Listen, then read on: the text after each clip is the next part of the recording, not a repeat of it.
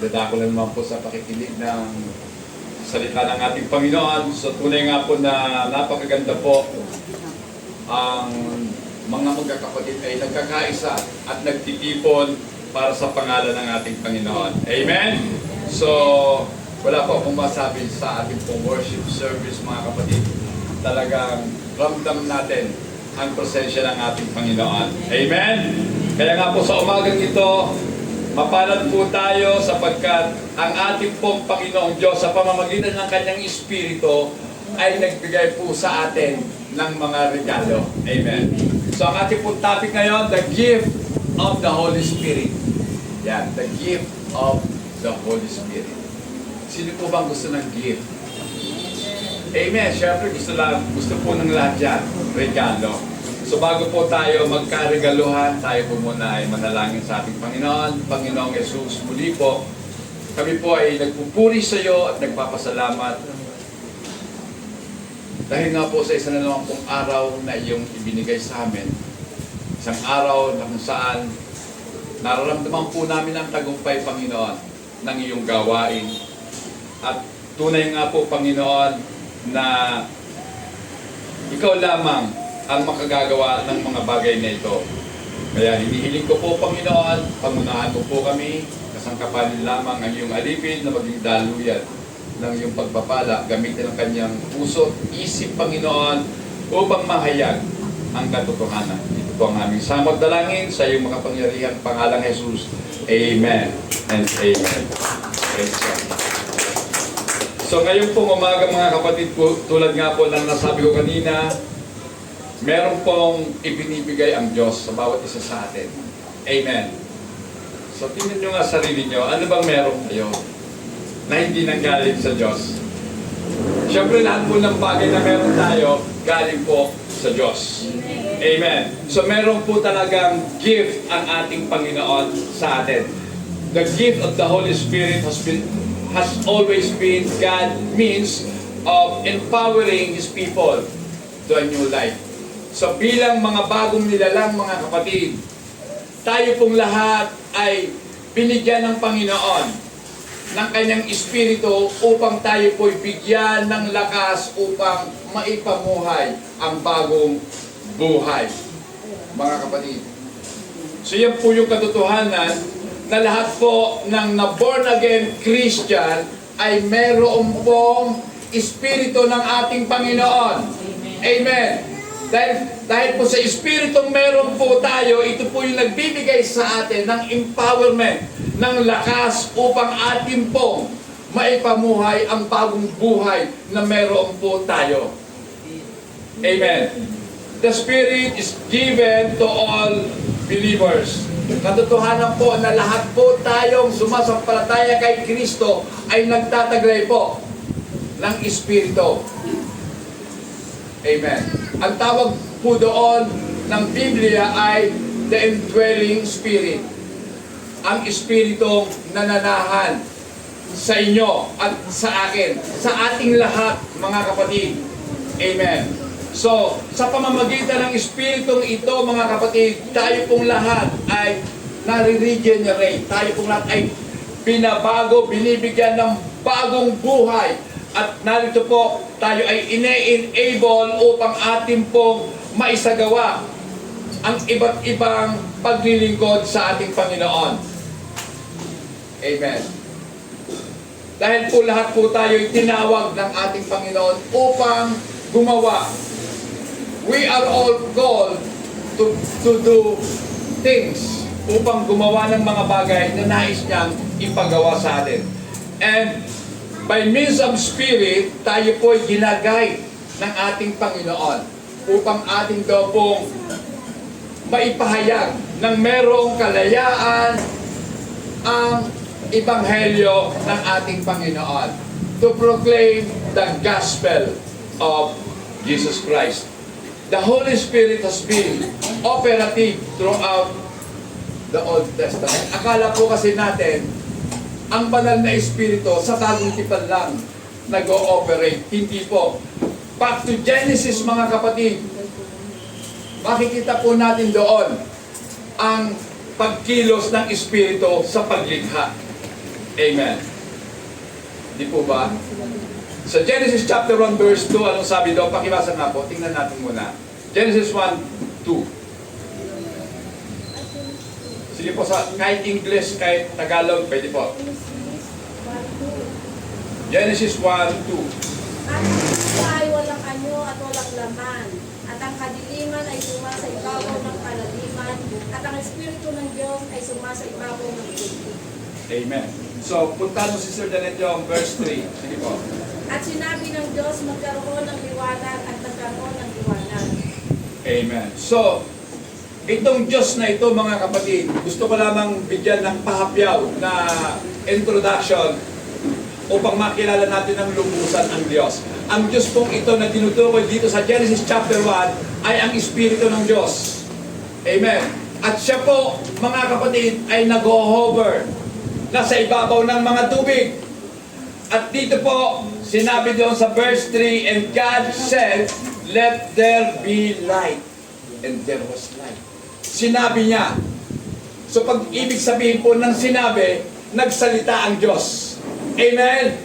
At sa kanyang pagsalita na magkaroon ng liwanag, nagkaroon nga ng liwanag. Sa madaling sabi, ang kanyang salita ay makapangyarihan. Bakit makapangyarihan? Sapagkat nagagawa ang gusto ng Diyos sa pamamagitan ng salita. Then pupuntahan po natin ang bagong tipan. Sino ba yung salita? John 1:1. In the beginning was the Word, and the Word was with God, and the Word was God. Sino ba yung Word? Si Jesus Christ. Hindi po natin makikilala ang Diyos sapagkat siya ay Espiritu. Tama? Maliban na siya ay magsalita, saka lamang natin siya makikilala. Mag-introduce siya ng pangalan niya, malalaman natin kung anong pangalan ng Diyos. Amen? Kahit pipi, mga kapatid, kaya niyang magsalita sa pamamagitan ng kanyang sign language. Tama ba? O diba? Kasi wala siyang kakayanan magsalita talaga ng audible voice. Pero sa pamamagitan ng kanyang pagsenyas, makakapagsalita siya at maiintindihan ng mga nag-aral ng sign language. Okay? So ang Diyos po ay nagsasalita noong pang-unang panahon. At ang sabi nga po, the Holy Spirit is operative throughout the Old Testament. Sa loob pa lamang ng Old Testament, naroon na, nag-ooperate na, kumikilos na ang banal na Espiritu. At ang Espiritong ito ng Diyos ay talagang nasa Kanya yung creative power. Talagang nandoon o tinataglay niya ang kapangyarihan na Diyos lamang ang pwedeng magkaroon. At siya rin po ang responsable upang maitatag o maitayo ang civil and military leaders ng bansang Israel. Gusto ko pong basahin natin. Exodus chapter 31 verse 2 hanggang 4. Sa Tagalog po. Tingnan mo aking tinawag sa pangalan ni Bezalel. Bezalel na anak ni Uri, na anak ni Hur, kalipi ni Juda. At aking pinustudya ng Espiritu ng Diyos sa karunungan at pagkakilala at kaalaman at sa lahat ng sari-saring gawain, upang kumatha ng mga gawang kaaya-aya, upang gumawa ng ginto at sa pilak at sa tanso. So, mga kapatid, kung atin pong i-analyze, kung atin pong susuriing mabuti ang lumang tipan, makikita po natin dito kung paano kumikilos ang Espiritu ng Diyos. Diyan nga po, sa verse 2, sabi, see, tingnan nyo, I have called by name Bezalel. Sino ba si Bezalel? Si Bezalel po ay anak ni Uri na anak din ni Hur. At siya po ay kabilang sa lipi o sa tribo ni Juda. At ang sabi ng Diyos, I have filled him with the Spirit of God. Pinuspos ko siya ng Espiritu ng Diyos. So kanina sabi ko, merong indwelling, ito na po yung infilling. Pagpuspos sa atin.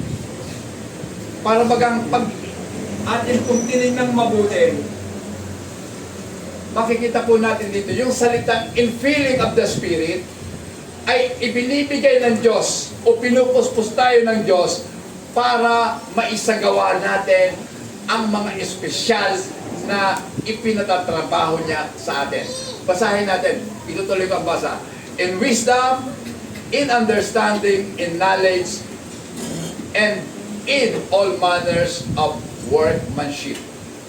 Ito po, si Bezalel, he is an artist. Yan. Artisan. Yan. Artistahin baga. To design artistic work, to work in gold and silver and bronze. So, siya gagawa ng mga bagay na nagmula sa ginto, sa pilak, at sa mga tanso. So, ini-empower siya ng Diyos. Binigyan siya ng skill. Binigyan siya ng kakayanan para makapag-ukit. So, nagkakaintindihan tayo mga kapatid. Ibinibigay ng Diyos ang kanyang espiritu. So, ito po yung infilling ha. Pinupuspos ka ng espiritu para sa isang espesyal na misyon.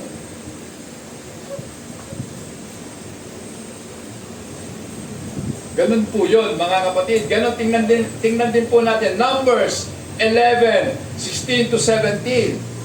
Numbers chapter 11, 16 to 17. Pakibasa po. At sinabi ng Panginoon kay Moises, pisahin mo sa akin ang 70 lalaki sa mga matanda sa Israel, sa iyong mga nalalaman ng mga matanda sa bayan at mga nangumulo sa kanila. At dalhin mo sa tabernakulo ng kapisanan upang sila'y makatayo roon na kasama mo. 17. At ako'y bababa at makikipag-usap sa iyo doon, at ako'y kukuha sa espiritong sumasa iyo, at aking isasali sa kanila at kanilang dadalhin ang kasal ng bayan na kasama mo upang huwag mong dalhing mag-isa. Tingnan niyo yung 17. Unawain po nating mabuti. Then I will come down, sabi ng Panginoon, and talk with you there. I will take the Spirit that is upon you.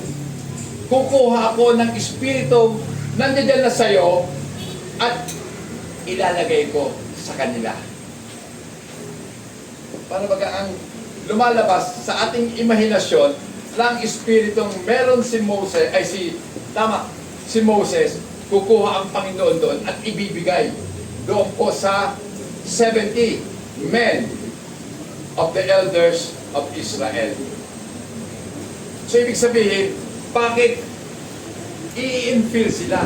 Bakit sila bibigyan? Bakit sila pupuspusin ng Espiritu ng ating Panginoon? Kasi meron silang gagawin para sa ating Panginoon. Amen. Then basahin din po natin. Numbers, chapter 27, verse 18. Anong sabi? At sinabi ng Panginoon kay Moises, ipagsama mo si Joshua na anak ni Nun, isang lalaki na kinakasihan ng Espiritu, at ipatong mo ang iyong mga kamay sa kanya. And the Lord said to Moses, take Joshua, the son of Nun, with you, a man in whom is the Spirit, and lay your hand on him. Dinutukoy po dito ng ating Panginoon, itong si Joshua ay isang tao na kung saan mayroong Espiritu ng Diyos. Sa madaling sabi, hindi lahat ng tao mayroong Espiritu ng Diyos. Sa Old Testament yun ha, sa Old Testament, hindi lahat.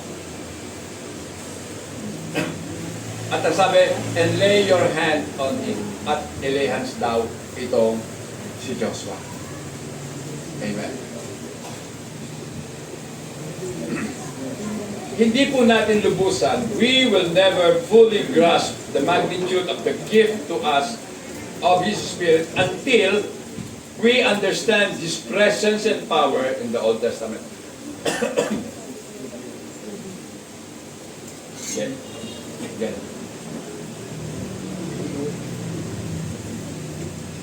Dali lang po.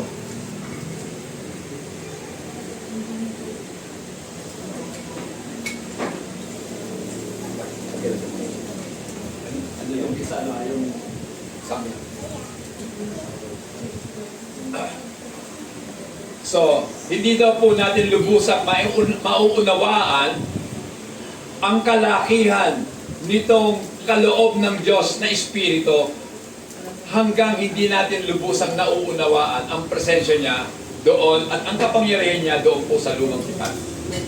Na doon po sa lumang tipan, mga kapatid, ina-anoint ng Diyos yung mga tao ng kanyang Espiritu upang gumawa ng mga bagay na ipinapagawa niya.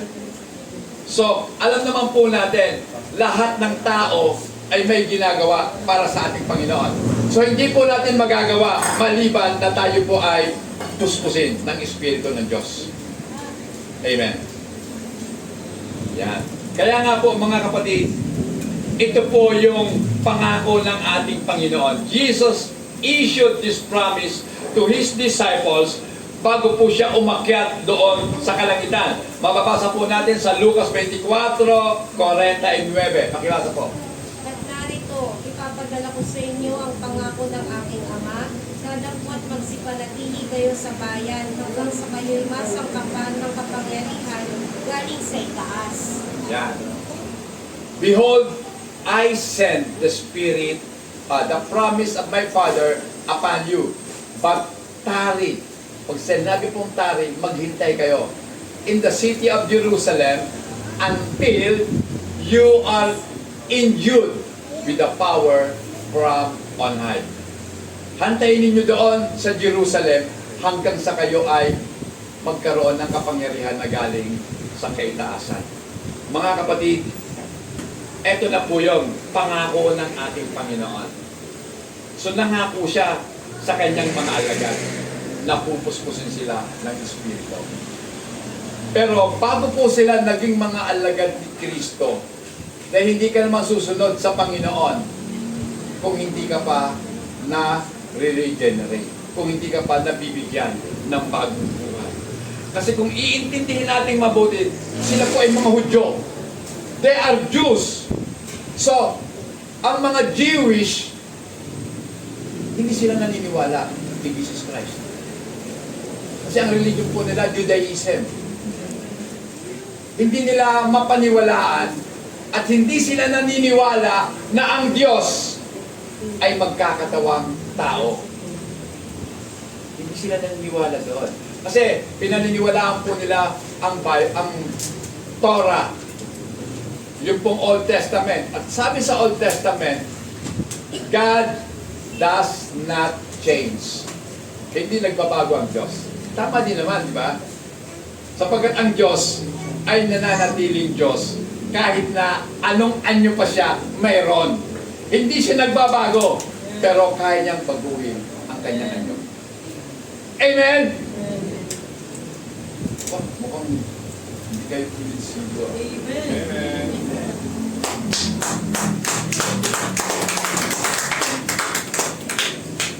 Alam niyo ba, mga kapatid, yung burning bush, sa palagay niyo, ordinaryong kahoy lang yon? Hindi. Ano yon? Yan po yung manifestation ng Diyos para kay Moses.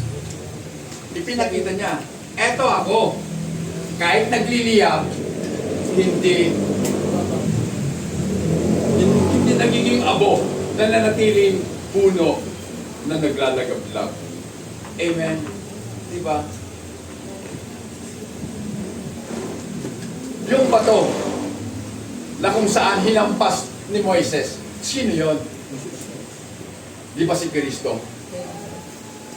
Amen? Na mula sa batong yon, umagos ang masaganang daloy ng tubig. Ang sabi ng Panginoon kay Moses, kausapin mo. Kaya lang, ang titigas ng ulo ng mga Hudyo. Kaya sa inis ni Moises, pinalo. Kaya ito ang parusa kay Moises. Hindi ka makakapasok, Moises, sa lupang pangako. Matatanaw mo lang ang lupang pangako, ang Canaan, pero hindi ka makakapasok doon. Amen? Di ba? Kaya namatay po si Moses, nasa bundok, tinatanaw niya lang ang lupang pangako. Ngayon mga kapatid, eto na. Pakibasa, Acts 1:8. Anong sabi? Dadapwat tatanggapin ninyo ang kapangyarihan pagdating sa inyo ng Espiritu Santo, at kayo'y magiging mga saksi ko sa Jerusalem at sa buong Judea at Samaria, at hanggang sa kahuli-hulihang hangganan ng lupa. So ang sabi po ng ating Panginoon, sa bawat isa sa kanyang mga disipulo o mga alagad, but you shall receive power. Amen? Kayo'y tatanggap ng kapangyarihan sa pagdating sa inyo ng banal na Espiritu. Ngayon mga kapatid, ito ang tanong sa inyo, sa ating lahat. Sino ba sa ating dito ang mayroong kapangyarihan? Pastor, hindi ako si Superman. Wala akong kapangyarihan. Ha? Wala. Kaya tuloy naisip ko, ano ba pinaggagawa natin? Wala lang tayo makakilala sa Panginoon. Hindi natin naiintindihan yan. You shall receive power. Amen. Diba? Power, kapangyarihan. Dati, takot ka na mangaral ng salita ng Diyos. Naalala ko, dati takot akong tumayo sa mga tao, sa harapan ng maraming tao, nanginginig ang tuhod ko. Pero ngayon, hindi na rin ko. Dahil nasanay na. At dahil nga tinuruan ng ating Panginoon, ipinaalala, meron ka kakayanang tumayo. Amen? Kaya mong tumayo. At tayo daw po ay magiging mga saksi ng ating Panginoon. Amen? So ang pinag-uusapan dito, witness niyo. Witness ba ni Jehovah? O witness ng ating Panginoong Jesus? Amen. Tayong lahat ay magiging mga saksi ng ating Panginoong Jesus. So ang pagiging saksi mga kapatid, hindi lang ginagawa sa pamamagitan ng salita, kundi ito po ay ginagawa sa pamamagitan ng pagkilos natin, ng ating mga ginagawa. Amen? Kasi may kasabihan nga po tayo na ang gawa ay mas nakahihigit kaysa sa pagnawa. Diba? Action speaks louder than words. Amen? Ipakita mo na lang sa gawa. Sabi nga po ni James, kung meron kang pananampalataya, ipakita mo sa akin. At ipakikita ko sa iyo ang aking pananampalataya sa pamamagitan ng aking mga gawa. Amen. Gawa. Pero hindi po nangangahulugan na sa pamamagitan ng ating paggawa tayo ay naliligtas. No, hindi po. Ang ating paggawa ng mabuti ay bunga ng tayo ay iniligtas ng ating Panginoon. Our good works are the produce of being saved by the Lord. Hindi po pwedeng baliktarin yon na kaya ka naligtas dahil gumawa ka ng mabuti. Walang ganon. Mali po yung mga unang aral na natutunan po natin. Kasi nakikita ko yung post po ng superintendent ng UPCI. Ginagamit na nila ngayon. Yung Ephesians chapter 2, verse 8 to 9. Amen? Sabi ko nga, wow! Siguro kako nai-enlighten na sila. Diba? Sana makilala talaga nila. Ang tunay na kaligtasan ay hindi sa pamamagitan ng pagdesisyon mo na ikaw ay tatanggap kay Kristo. Hindi po ganon. Kasi walang patay na nagdedesisyon sa kanyang sarili. Tandaan lagi natin yan. We are all dead to sin. Amen. So, mga kapatid, eto, nalalayo yata ako Why and what purposes the gifts of the Spirit is given? Bakit? At ano ang layunin kung bakit binigyan tayo ng gift ng Espiritu? So, ibig sabihin, may purpose yun. Ang tanong, bakit? Bakit ka binigyan? Yan. Alam niyo mga kapatid, bilang mga mag-aaral, katulad niyo rin ako mga mag-aaral ng salita ng Diyos. We are all learner. Estudyante po tayo. Ang totoong mentor natin, si Jesus Christ. Amen! Dahil siya kasi, siya yung tunay nating guro. Amen? Ako po, guru-guruan lang. Amen? Guru-guruan lang. Siya talagang totoo. Kumbaga, siya yung pastor, ako under shepherd. Pastor-pastoran lang. Amen? So, mga kapatid, to empower, ito po yung dahilan kung bakit tayo binigyan ng Holy Spirit. To empower believers to serve one another. Amen. Upang bigyan daw tayo ng lakas, upang paglingkuran natin ang isa't isa. Maglingkuran tayo. Amen. At kung ang layunin po natin kung bakit tayo nandito lang, para makinig. Mag-isip ka, kapatid.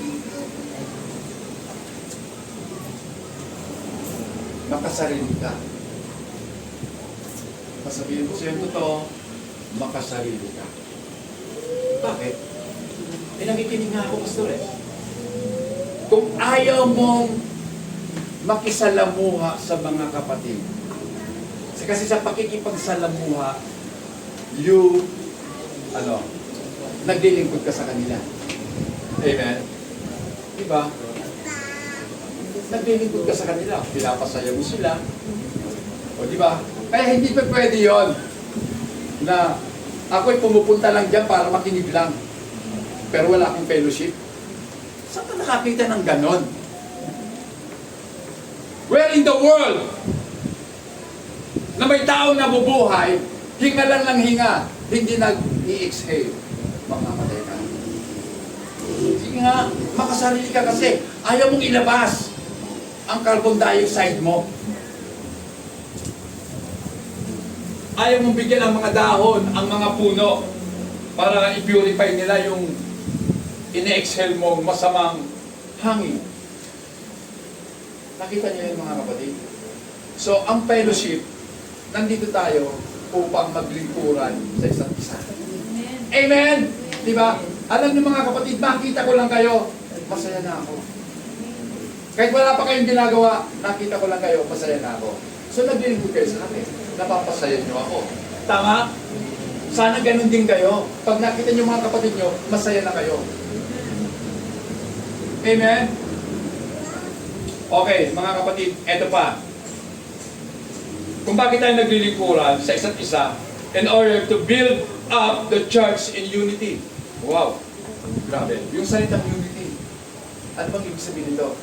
Magkaisa. Amen. So, para maitayo ang iglesia sa pagkakaisa upang magdala ng glory sa ating Panginoong Diyos. This gift equip Christians to minister to one another and advance God's mission. Okay. Diba? Mga kapatid, ito yon. Kung bakit tayo binigyan ng mga giftedness para i-equip tayo, sangkapan tayo ng ating Panginoon para ipaglingkod natin sa ating kapatid. Analogy, the best analogy dito, yung katawan mo. Lahat ng sistemang meron ka, nagkakaisa sila. Amen? Yung respiratory, yung digestive system, Sister Jenny, Sister Joan, excretory. Yan, excretory system. Ano yung excretory? Siyempre, pinagpapawisan ka. O, diba? So, marami pong sistema. Lahat yan nagkakaisa. Amen? So, imposible po na may bahagi ng katawan na ina-isolate ang sarili niya. Pwede ba yun? Kasi pag ina-isolate mo ang sarili mo, mas mabuti pa, putulin mo na lang. Kasi magiging source ka ng cancer. Alam niyo ba yung cancer kung bakit nagiging cancer? Kasi hindi nakikipag-cooperate yung isang cell na meron siya. Ayaw niya. Kaya yun. Mamamatay na siya. Pero nasa loob siya ng sistema. At siya'y lumalaki, lumalaki. hanggang sa mapatay ang buong katawan. Kinakailangan po dito, operation. Ooperahin ka ng Panginoon. Amen? Bakit ito nasasabi ko? Gusto niyo po. Pero kailangan sabihin, hindi ko gusto yan. Siguro, nais talaga ng Diyos na ipakita po sa atin ang kahalagahan ng pagkakaisa. Amen? Diba? Tingnan nyo. Isip po natin, walang silbi ang appendix. Diba? Ang appendix pag namaga, ang tawag doon, appendicitis. Tama? So, ngayon, pwede naman daw mabuhay na wala. Pwede talaga. Pero hindi natin alam, may purpose yun sa buhay ng tao. Kasi hindi po yun ilalagay ng Diyos kung walang lalagay ng Diyos. Amen. Simpleng bagay lang. Dapat naiintindihan talaga natin ang katotohanan. Diba? Yung buko mo, akala mo lang, pangit na ng buko. Pero kung wala kang kayang buko, makukumpleto ka. Hindi. At mahihirapan kang damputin ang mga manilitis na bagay kung wala kang buko. Diba? Mga kapatid, buksan natin ang ating kaisipan sa isang mas malawak na pananaw. Amen. So, tayo pong lahat, yung gift na meron po tayo, ipaglingkod natin sa isa't isa. Sister, ano ba? Sister Hermoso. Ron. Renilyn? Yan. Diba? Yung boses natin, gamitin lang natin sa Panginoon. Diba? Kasi, bigay niya yan eh. So, wala na pong pinaka mataas na paglilingkod sa Diyos, kundi gamitin po natin kung ano ang ibinigay sa atin ng ating Panginoon. At doon po tayo mag-focus. Huwag tayo may dito. Sana all. Sinasabi, sana all. Kung anong meron ka, gamitin mo.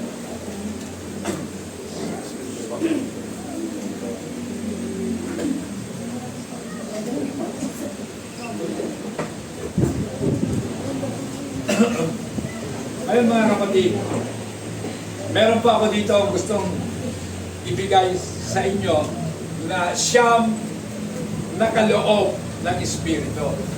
Sister Jeneline, ituturo mo sa amin next week, siyam na bunga ng Espiritu. Tama ba? 9 fruit of the Spirit.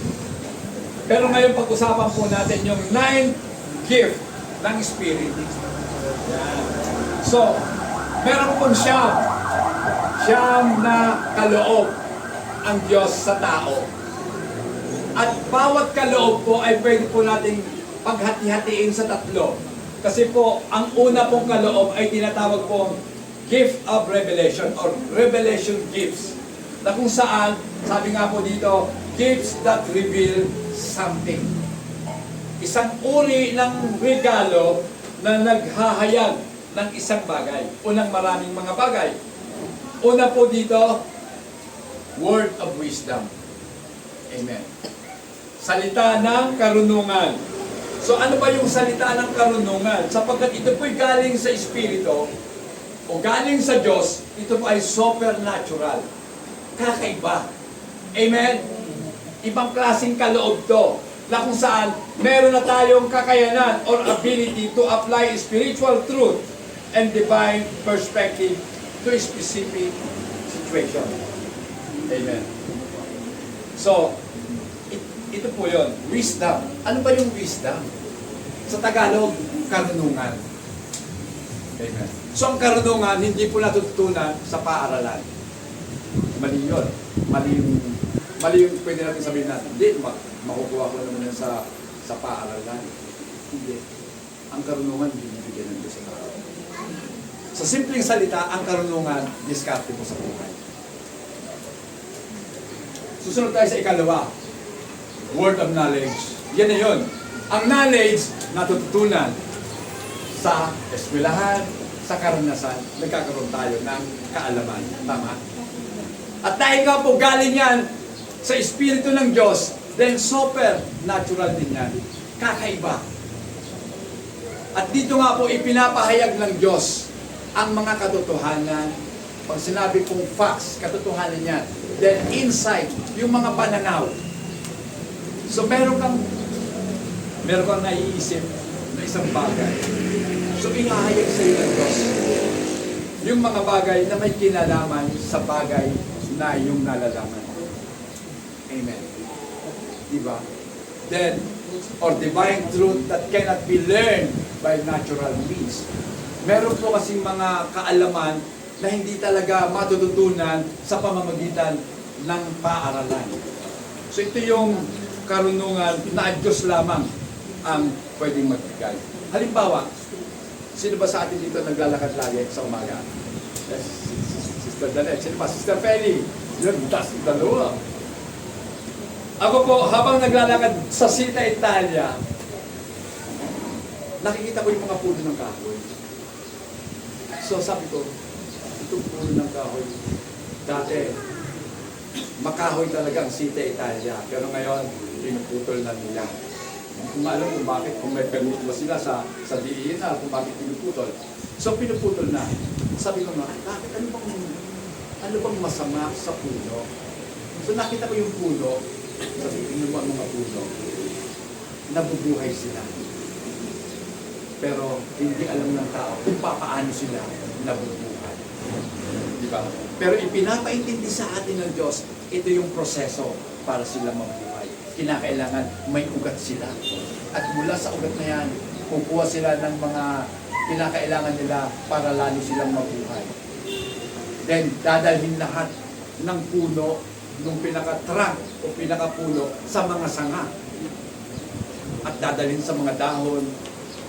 At magkaminsan, yung mga sanga, mamumunga. Dito po sa mas malapit na sa Molino Boulevard, sa kanto lang na nakalimutan ko pa ng face na yun. Meron po doon punong mangga. Minsan, naglalakad ka mababagsakan ka ng mga bunga ng mangga. Sabi, itong mga puno ng mangga ito. Diba? Sila yung katibayan ng kabutihan ng Diyos. Amen? So nakikita ko, parang sabi ko, para akong baliw. Bisan, naglalakad ako, naiiyak ako eh. Bakit? Kasi nakikita ko, o ipinapakita ng Diyos kung gaano siya kadakila sa atin. Binigyan tayo ng unawa para mas lalo natin siya maintindihan. Amen. Ngayon, ang takot ay napapawi na. Kapag naalala natin na kasi, kung ang mga puno nga, pinahalaga ng Diyos, ikaw pa kaya na anak niya na hindi ka pahalagahan. Pangako ng Diyos, laging panghawakan natin. Ano yung pangakong pinanghahawakan natin? Hindi ko kayo iiwan ni pababayaan man. Amen.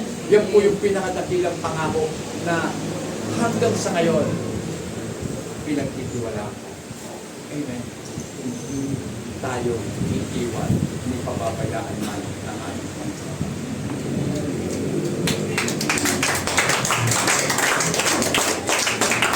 Then puntahan na po natin yung discerning spirit. Kung tayo sa gift of revelation, discerning spirit. Ang definition po ng discerning spirit is the spiritual capacity to recognize whether a manifestation, a person, or a message is from God, or from human, or from evil source. Ito yung kakayanan ng tao na binigyan ng Diyos ng Espiritu upang mapagkilala niya. Kung yung mga pangyayari yon, gawa ba ng kaaway? Gawa ba talaga ng Diyos? O gawa lang ng tao? Amen? Meron pa tayong ganong kakayanan na intindihin. Discerning spirit.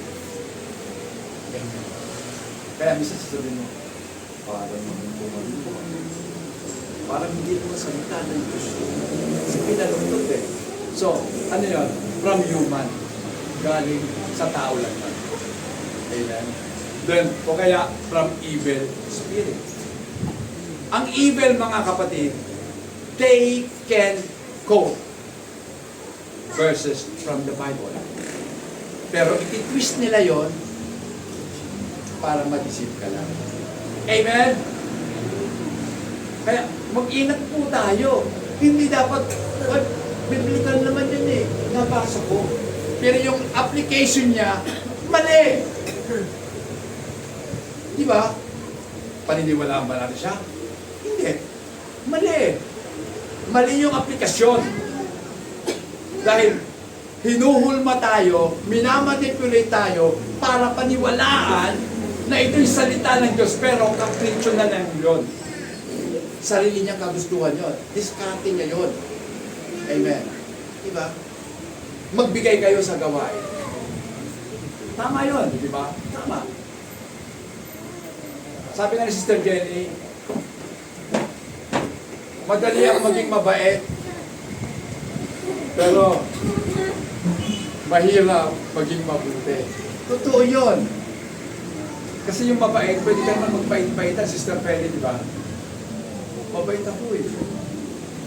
Kasi yung mabait, pwedeng ano yan, pwedeng nagpapanggap ka lang. Pero, ang mabuti, kabutihan yun eh.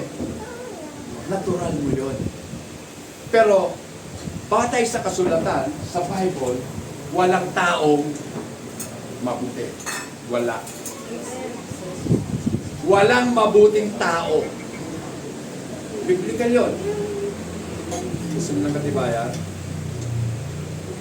Nung nag-usap ang Panginoon, nung kausap ng Panginoon yung binatang mayaman, ang sabi ng binatang mayaman, mabuting guro.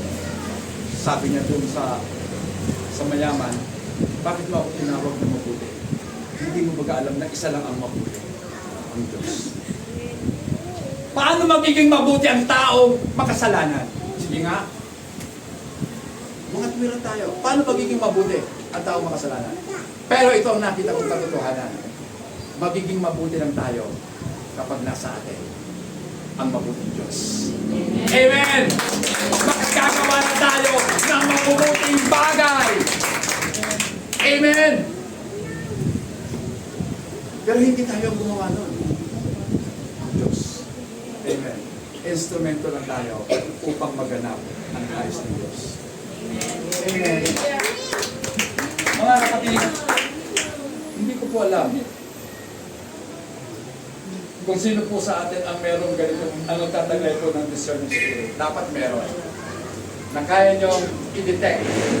Yan naman mga sinasabi ng kapatid niya yan. Sarili niya lang yan. Okay. Ikalawa pong grupo ng kaloob ng Diyos ay ang tinatawag na vocal gift. Pag sinabing vocal, hindi po kalimutan. Kundi vocal. Gamit po ang boses. At kung ito nga po tinawag na vocal voice, gift that says something. Kaloob na nagsasabi ng mga bagay. So meron siyang sinasabi. Una po, prophecy. Yan. Ano ba yung prophecy? Kasi meron pong tinatawag na foretelling and foretelling. Dalawang uri po ang prophecy. Yung nanguhula, futuristic. Sinasabi niya yung magaganap sa hinaharap. At yung foretelling, sinasabi niya kung ano ang sinabi. Inuulit na lang. Foretelling yun. Amen. So sa prophecy, mga kapatid, a message of utterance meant to edify, to exhort, or to comfort the church. So, pag sinabing prophecy, pwede ako dito mag-prophesy. Pero hindi kasi ako propeta. Hindi ako pwedeng manghula sa mga darating na mga panahon kung ano mangyayari. Ang kaya ko lang sabihin, kung ano yung sinasabi ng Bible, uulitin ko lang. I'm just foretelling. Yan. So, ang aking pagsasalita is to edify, para bigyan tayo ng kalakasan. Hindi nyo alam mga kapatid, ang mga apostol nagsasalita sa atin. Na ang gamit nila yung salita ng Diyos. At doon po, napapalakas tayong lahat. Na-edify tayo eh. Then, nabibigyan tayo ng comfort. Nabibigyan tayo ng kaaliwan. Kasi hindi naman lahat ng panahon sa buhay po natin, masaya tayo lagi. May dumarating din po mga problema, kalungkutan. Pero, ang Espiritu ng Diyos, lagi nandyan upang bigyan tayo ng comfort. Ikalawa po, na vocal gift is Different kind of tongues. Yan. Paborito kong subject. Different kinds of tongues. Iba't ibang uri ng salita ng wika. O iba't ibang uri ng wika.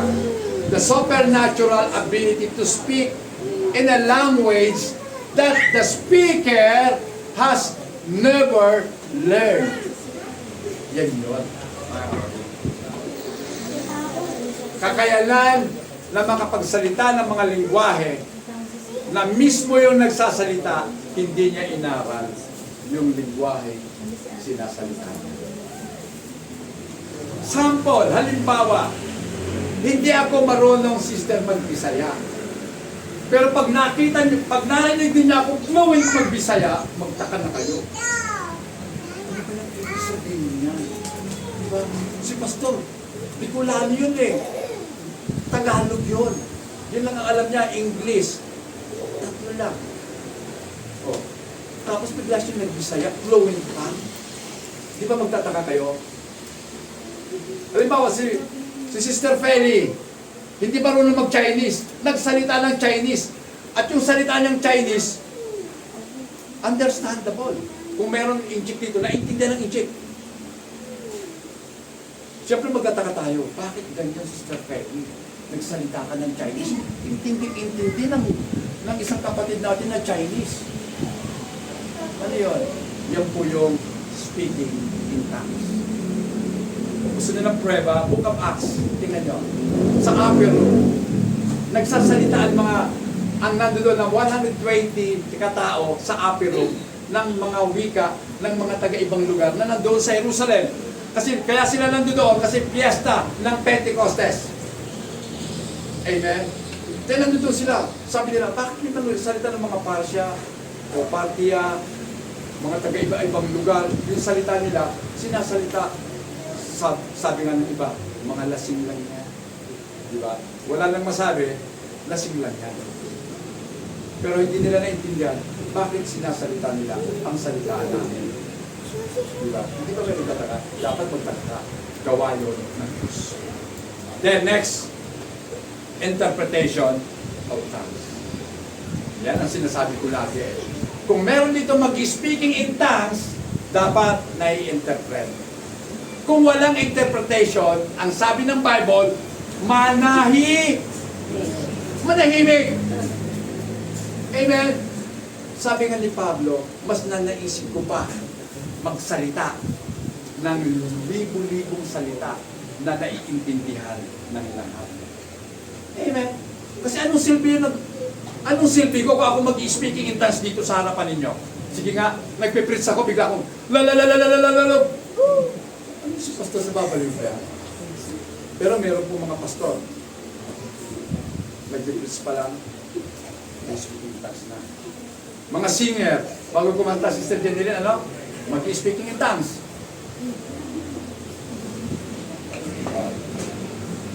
Kita niyo yan? Sabi niya Apostol Pablo, kung hindi kaya ipaliwanag, manahimik. Kasi nakakistore ko lang kayo. Diba?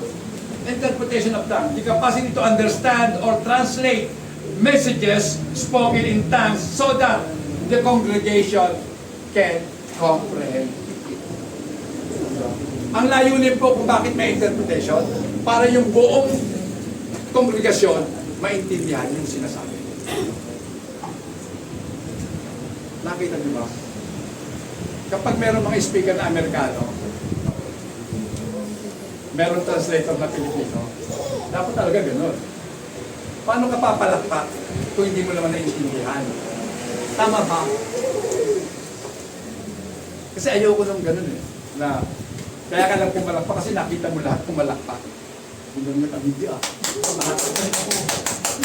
Kunwari naiintindihan ko. Amen! Ganun tayo eh. Ganun. Even the church, ganun po tayo. Kaya, diba, sabi ko nga, mas prepare ko Tagalogin. Kasi naiintindihan ng lahat. Kahit marunong ka, kaya mo intindihan ng Tagalog. Eh, paano yung hindi marunong? Kaya bang intindihan ng English? Diba? Ganun lang kasimple yun. Kaya nga ang Biblia po, nasalin sa iba't ibang languages para maintindihan. Alam niyo ba, nung isinalin po yan ni Wycliffe sa English, ang Bible, ito'y, ang naging kabayaran niya, buhay niya. Bakit? Kasi ayaw po ng mga Romano Katoliko na maisalin yung Latin sa English. Kasi yun yung mother tongue ng Inglaterra. English. Diba? Inabutan ko pa po ang lola ko. Nagdada sa Latin. Gusto nyo makarinig? Naalala ko pa eh. Pag nagkaganon-ganon kami, ora pro nobis, ora pro nobis, ora. Santisima Trinidad. Sasabi ni Lola. Kami naman mga bata pa, lumulood din. Gaganon-ganon din kami. Diba? Yan pong ayaw ko sa atin na sunod-sunod lang kayo dahil sinasabi ko, intindihin yung mabuti kung tama ang sinasabi ko. So mahalaga, titingnan natin kung tama ang sinasabi. Last na po, pupunta na tayo sa gift of, power gift, mga kapatid. Pag sinabing power gift, ito yung kaloob para makagawa ka sa ating Panginoon. Power nga eh. Ang power ibinibigay para gumawa. Kaya kung may power tayo, pero hindi naman tayo gumagawa, useless ang power. So, number 1 po sa power gift ay ito. Tingnan nga po natin yung number 1. Yan. Gift of faith. So, an extraordinary, supernatural surge of confidence and trust in God to overcome obstacle or believe for miraculous healing. Pag sinabi pong supernatural surge, ano yun? Biglang bugso. Amen. Kumbaga sa power, Brother Jay, di ba? Pagkatapos ng brown out, sabi, i-off natin yung mga appliances natin kasi yung sudden surge, darating yung malakas na daloy, pwedeng ikasira ng ating mga appliances. So yung pong sudden surge, mga kapatid, yung supernatural surge of confidence, kakaiba naman dito. Bibigyan tayo ng Diyos ng kumpiyansa. Amen. At pagtitiwala sa Kanya. Kaya nakakayanan natin i-overcome yung mga hadlang at paniniwala natin. Naniniwala ka ba na mahina ka? Kasi kung parati sinasabi sa'yo, wala ka talaga sinabi, di ba? Sisiw ka na. Lagi sinasabi, Sister May, wala, ganun talaga kayo. Di ba? Parang wala.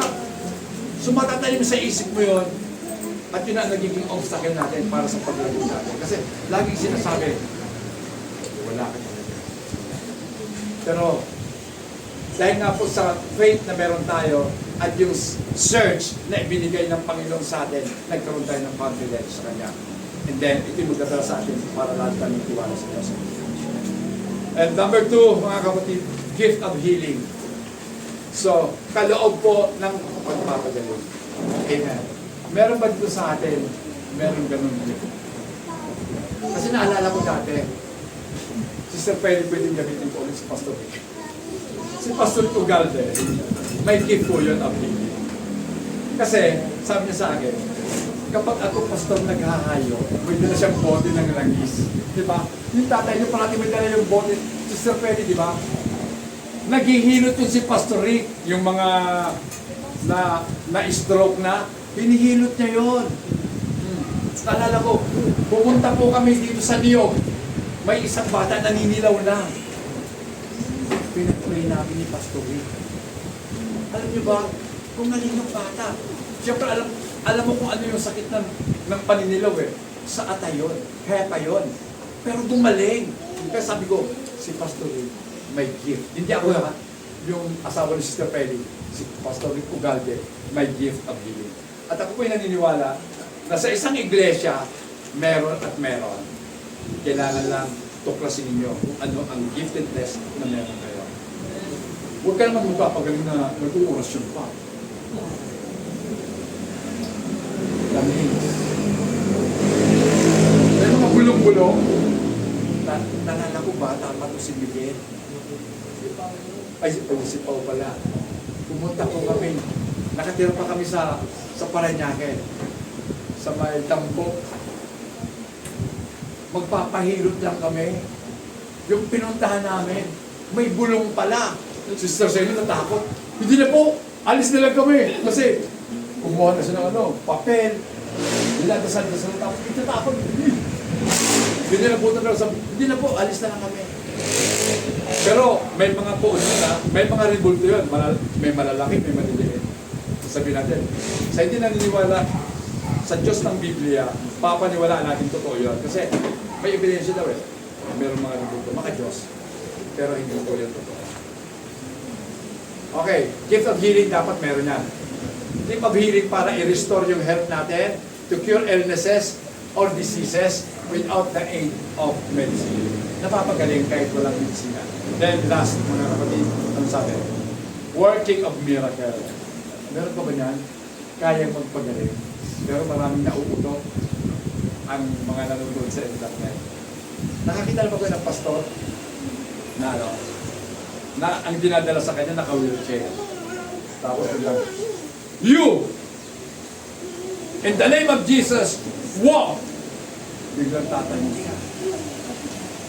Nakalakad. Palakpakan yung mga tao. Nagpapalakpakan yung mga tao. Siyempre naniniwala sila eh.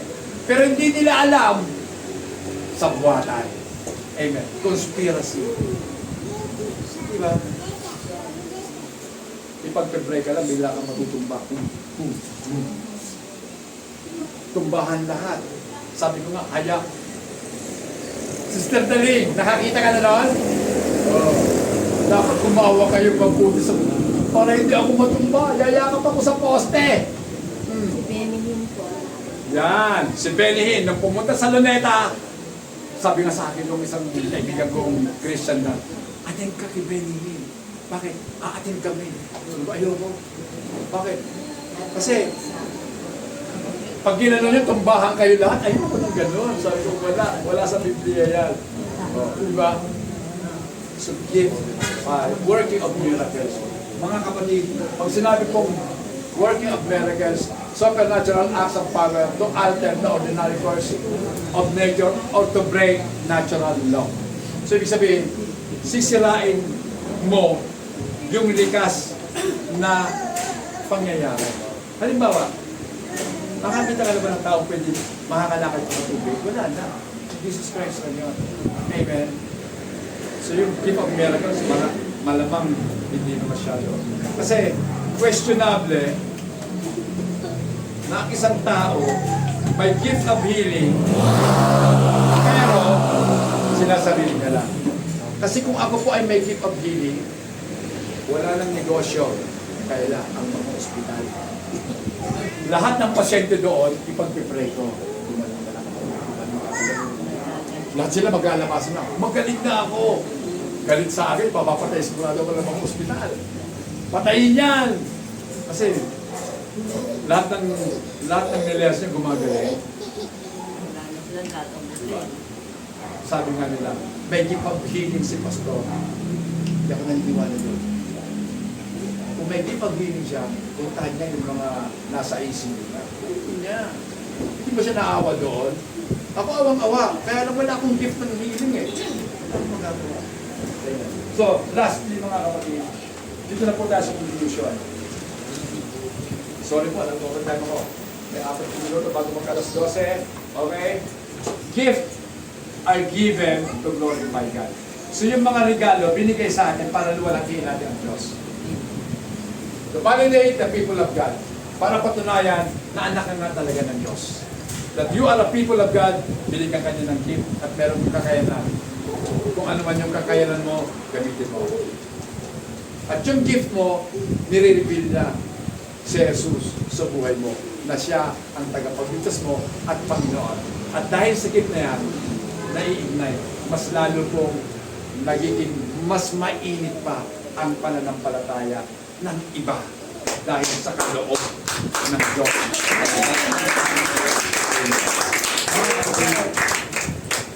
Isipin po natin natin, ang Diyos merong regalo sa iyo. Bahala ka na.